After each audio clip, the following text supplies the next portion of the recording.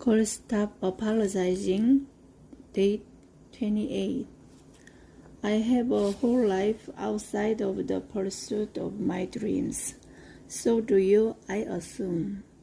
I've got a marriage and children and a career and groceries and dishes and 1,000 other things. I don't have time to waste time.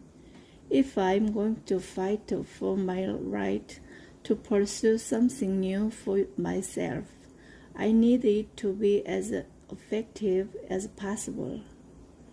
And to be effective, it's got to be totally focused. In the past, whenever I set out to start my diet and my exercise program and finally write my novel, my energy and enthusiasm wouldn't survive the week. There were too many priorities, too many things to keep track of. I got overwhelmed easily and couldn't keep up with it all. When everything is important, nothing is important. I found the success when I learned to focus, and focus requires choosing one thing.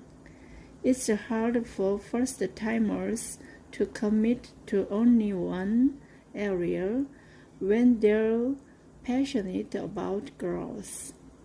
That they don't realize is that a girl is like a harbor. When the tide rises in the harbor, all the boats rise. This amazing thing happens when you start to grow in one area of your life. Other areas improve with it.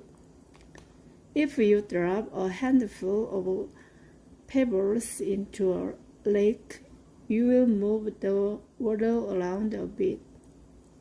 If you drop a boulder into a lake, meaning if you put all your energy into one area, the impact is incredible.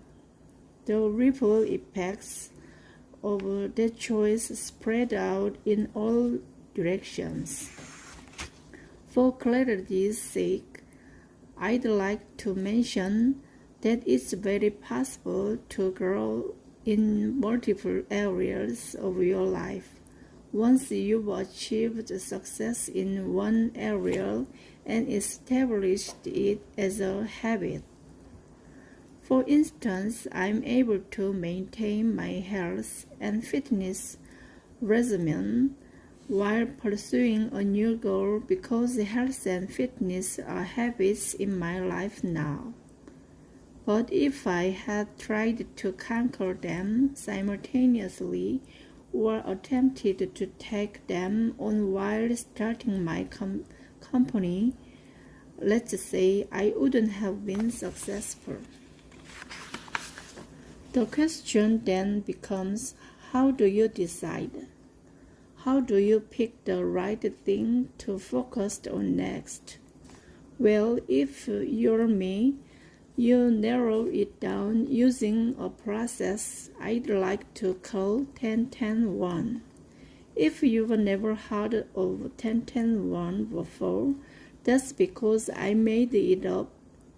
But I did trademark it because it's a good idea and I'm not a dummy.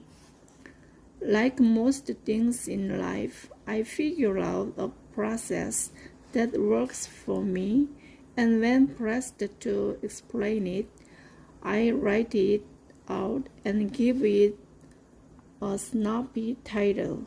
See, my entire publishing career. 10 years, 10 dreams, 1 goal. Who do you want to be in 10 years? What are the 10 dreams that would make that a reality for you?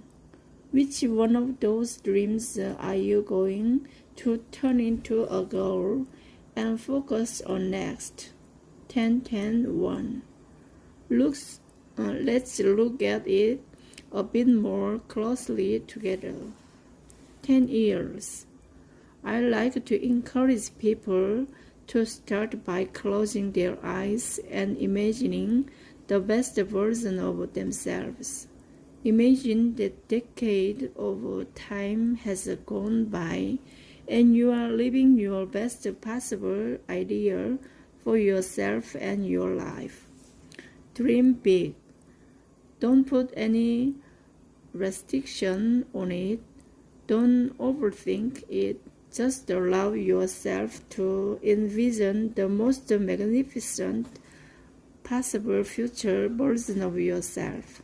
A decade in the future, what is the very best version of your drawing? What does she look like? How does she go about her day? How does she speak to people she loves? How is she loved in return? What kind of clothes does she wear? What kind of a car does she drive? Is she a great cook? Does she love to read? Does she love to run? Get as specific as you possibly can. Where do you go on vacation?